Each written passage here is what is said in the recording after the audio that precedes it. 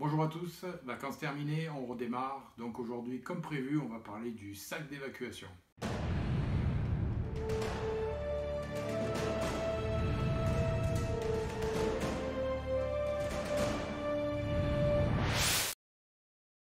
Donc aujourd'hui, on va parler du sac d'évacuation. Donc sans être caricatural, le survivalisme tourne souvent autour de 3 points. Le DC, la BAD et le BOB. Le DC, c'est ce qu'on a vu dans une vidéo précédente, le matériel que vous avez sur vous. La BAD, base autonome durable, c'est un lieu qui va vous servir de refuge, c'est un lieu qui est approvisionné et sécurisé et qui vise normalement à une certaine autonomie, on verra ça plus tard. Et le sac d'évacuation, qu'on appelle aussi BOB. Je vais préférer le terme sac d'évacuation. Alors la première étape, c'est déjà d'essayer de comprendre à quoi va vous servir ce fameux sac d'évacuation. Si vous avez regardé la vidéo scénario 1, dans les scénarios survivalistes, vous avez dû déjà comprendre que le fait de chercher du matériel à rassembler à la dernière minute, dans la panique, dans le stress, c'est assez compliqué. Le but premier de votre sac d'évacuation, c'est justement de regrouper ce matériel qui soit déjà à portée de main facilement, sans avoir besoin de s'éparpiller et de chercher de tous les côtés ce dont vous avez besoin. Alors là, on va partir un petit peu sur la même philosophie que le DC, et je vais vous dire que plutôt que d'aller chercher des kits complets, d'aller chercher des listes sur internet de sacs d'évacuation déjà tout prêts, avec les conseils des uns et les conseils des autres, je vais vous dire que la première étape, ça va être de vous le monter tranquillement à la maison avec ce que vous avez sous la main. Toujours la même idée, c'est-à-dire que vous avez déjà peut-être 80% du matériel qui pourrait être utile dans votre sac d'évacuation dans votre domicile. Première étape, vous allez chercher un sac.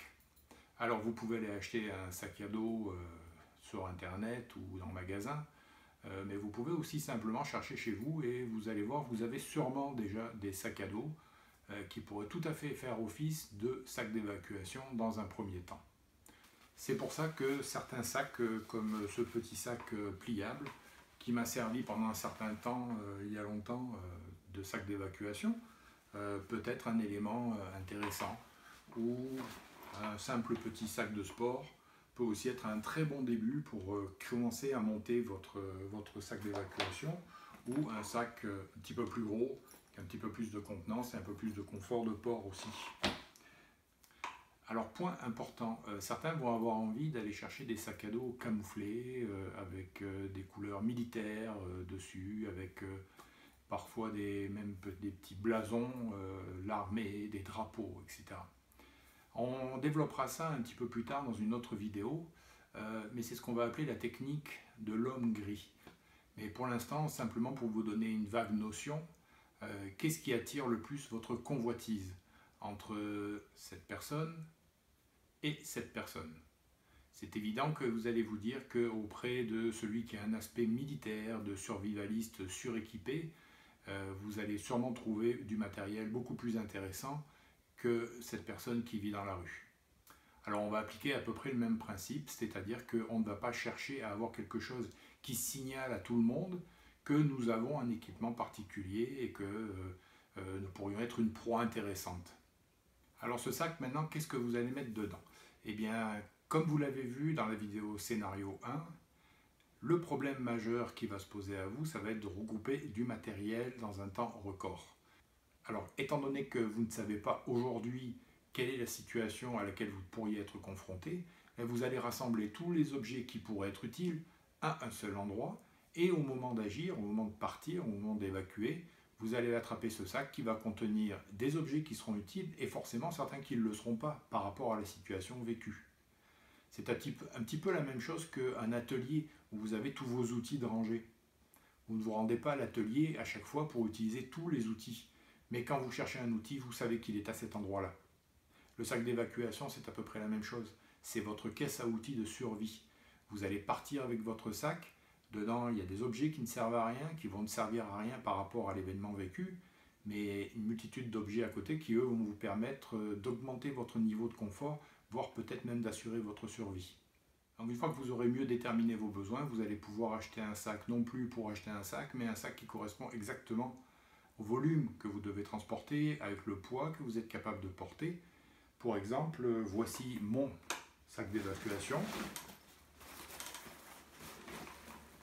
Donc comme vous pouvez le voir, c'est un sac noir classique qui ressemble à un sac standard.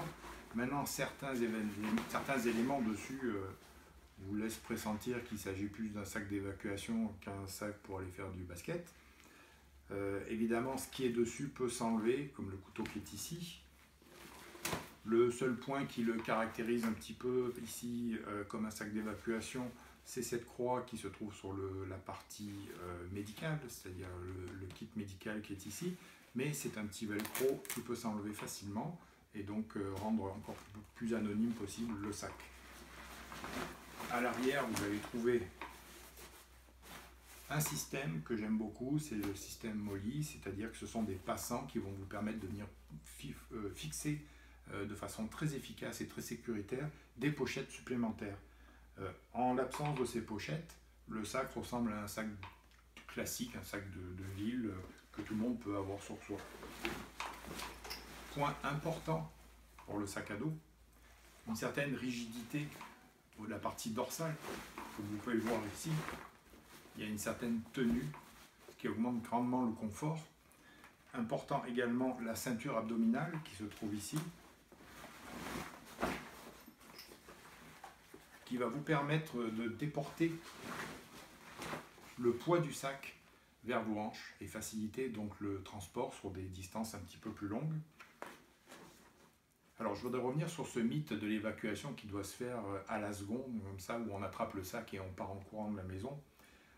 La plupart des évacuations, même si elles sont rapides et qu'elles sont stressantes et sont limitées dans le temps, vont vous permettre de prendre certaines actions. Comme par exemple sur ce sac, il sera extrêmement facile d'éliminer ce couteau. Si on parle d'une évacuation parce que la police est à la porte pour nous dire qu'on doit sortir comme dans le scénario 1, parce qu'il y a un déversement de produits toxiques qui fait qu'on doit évacuer par mesure de précaution, je ne pense pas que les policiers seraient très heureux de me voir sortir avec ça sur mon sac. Donc c'est un élément qui va s'enlever, système MOLLE qui s'enlève très rapidement. Alors au fur et à mesure qu'on avancera dans le sac d'évacuation, parce qu'il y a trop de choses à dire, on ne pourra pas tout faire dans la même vidéo, je vous montrerai poste par poste qu'est-ce qui doit se trouver dans votre sac d'évacuation. Il est important, très important, de considérer que vous devez porter maximum à peu près 10% de votre poids de corps dans votre sac à dos. C'est-à-dire que si vous faites 100 kg, vous pouvez avoir un sac de 10 kg. Pour les personnes plus en forme, on peut monter jusqu'à 15%, c'est-à-dire 15 kg. Mais gardez comme référence, comme point de départ, les 10%. Alors pour vous aider à remplir ce sac d'évacuation correctement, on va utiliser la règle des 5 C. Chacun de ces postes va correspondre à un équipement ou un style d'équipement que vous devez avoir, qui va finalement constituer la base de votre sac d'évacuation. Alors le premier C, c'est un article coupant. Alors un article coupant, ça peut être un couteau suisse quelconque, ça peut être un couteau un petit peu plus gros. Le deuxième C, de la corde. Que ce soit de la paracorde, de la ficelle, une corde quelconque, vous allez avoir besoin de quelque chose pour lier ou pour une multitude d'utilités. Le troisième C, c'est les contenants. Contenants pour contenir de l'eau que vous allez transporter, des contenants pour cuisiner, des contenants pour faire bouillir cette eau peut-être, pour vous nourrir, etc. Le quatrième C, vous couvrir. Couvrir, ça veut dire aussi bien des vêtements que vous allez avoir en stock, ça veut dire couverture, ça veut dire le couchage, c'est tout ce qui va vous permettre de vous protéger des intempéries. Et enfin, le dernier C, c'est la partie combustible, c'est-à-dire ce qui va vous permettre de faire du feu, qui va vous permettre donc de faire bouillir de l'eau, de chauffer votre nourriture ou simplement de vous réchauffer. Voilà, ça c'est les 5 postes de base que vous devez avoir dans votre sac d'évacuation. On les développera forcément par la suite un par un dans les vidéos futures, mais déjà, vous avez déjà là la base de ce que contient votre sac d'évacuation. Ce qui veut dire que si vous faites le tour de votre maison, je suis certain que vous allez trouver de la ficelle, vous allez trouver des couvertures, vous allez trouver des briquets, vous allez trouver des contenants. Je suis certain que vous allez trouver forcément ce qui va vous permettre de commencer à construire votre sac d'évacuation. Maintenant, le sac d'évacuation doit aussi contenir quelque chose qui n'apparaît pas dans la règle des 5 C, c'est l'eau et la nourriture. Vous devriez avoir normalement dans votre sac d'évacuation de quoi tenir pendant 72 heures, c'est-à-dire pendant 3 jours. L'eau est bien sûr l'élément le plus important, mais il va falloir encore une fois être réaliste. Si vous consommez à peu près minimum 2 litres d'eau par jour, sur 3 jours, ça nous fait 6 litres d'eau. 6 litres d'eau, c'est-à-dire 6 kg. Une personne de 60 kg peut se permettre d'avoir un sac donc, de 6 kg. Si vous faites le rapport, ça veut dire qu'une fois qu'elle aura mis l'eau dans son sac, il n'y aura absolument plus de place pour quoi que ce soit.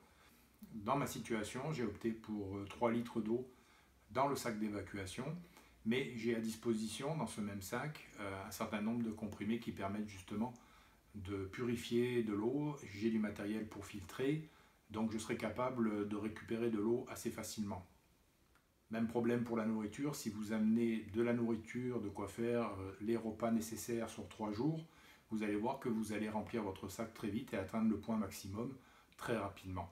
Donc toujours pareil, ça va être des compromis. Votre sac d'évacuation n'est pas un sac de survie, il n'est pas fait pour aller vivre pendant 6 mois dans les bois. Il est fait pour répondre à une évacuation dans un délai assez court, assez serré, face à des événements du niveau 1, voire du niveau 2 de la pyramide. Si vous comparez avec la personne, si vous vous comparez avec une personne qui va partir les mains dans les poches, le fait d'avoir 2 jours de nourriture ou une journée de nourriture, d'avoir 1 litre, 2 litres, 3 litres d'eau, va augmenter énormément votre confort, voire peut-être même vos chances de survie en fonction de la situation. Petit point supplémentaire, si jamais vous décidez d'acheter un sac un peu comme celui que je vous ai montré, comme le mien, vous avez la possibilité de rajouter des petites pochettes avec les systèmes Molly qui se fixent dessus très facilement. Ces petites pochettes vont pouvoir avoir un poste dédié, c'est-à-dire une pochette qui va être là que pour l'allumage par exemple, le feu. Vous aurez une pochette qui sera uniquement pour le médical, une pochette qui sera dédiée à autre chose. Voilà, ça vous permet d'avoir facilement sous la main ce que vous cherchez et en même temps la possibilité de le moduler de façon très rapide. Autre point qui peut être intéressant, qui peut vous aider à constituer et à créer et à monter votre sac d'évacuation, c'est qu'il ne faut pas vous contenter de monter votre sac et de le mettre au fond d'un placard pour le cas où.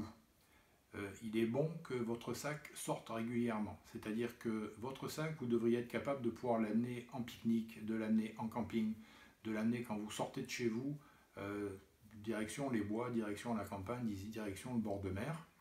Il va contenir certaines choses qui vont pouvoir être utiles, qui vont pouvoir être utilisées. N'oubliez pas que tout le matériel qui doit être dans votre sac, c'est du matériel que vous devez connaître. C'est-à-dire que vous devez l'avoir essayé, vous devez le connaître suffisamment pour être à l'aise le jour où vous en aurez besoin. Et il ne s'agit pas de déballer à la dernière minute un objet en se demandant comment ça marche et en cherchant la notice. Vous devez savoir allumer un feu avec le matériel que vous avez avec vous. Vous devez être capable de faire chauffer votre nourriture avec le matériel que vous avez avec vous. C'est en avançant ainsi avec votre sac, en le faisant évoluer, en le faisant progresser, que vous allez être capable vraiment d'arriver à quelque chose qui va vous correspondre, qui va correspondre aux problèmes que vous cherchez à couvrir dans la pyramide des risques. Dans mon cas, j'en suis arrivé, après avoir eu le matériel pendant un certain temps, après l'avoir fait évoluer, après avoir changé certaines choses, j'en suis arrivé à acheter le sac qui me correspondait.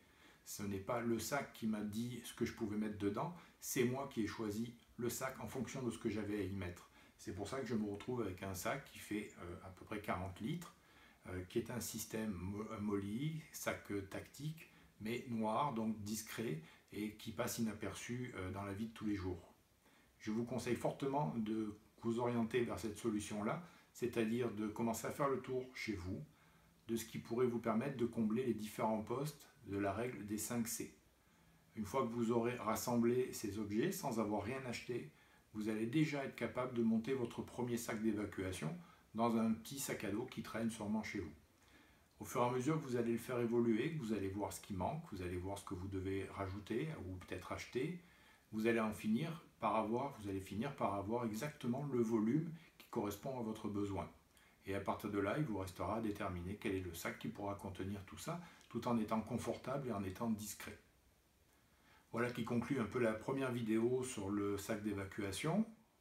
Dans les prochaines vidéos spéciales débutants, on continuera, on va développer et on va s'intéresser justement aux 5C. En attendant, merci à tous d'avoir regardé la vidéo et à très bientôt.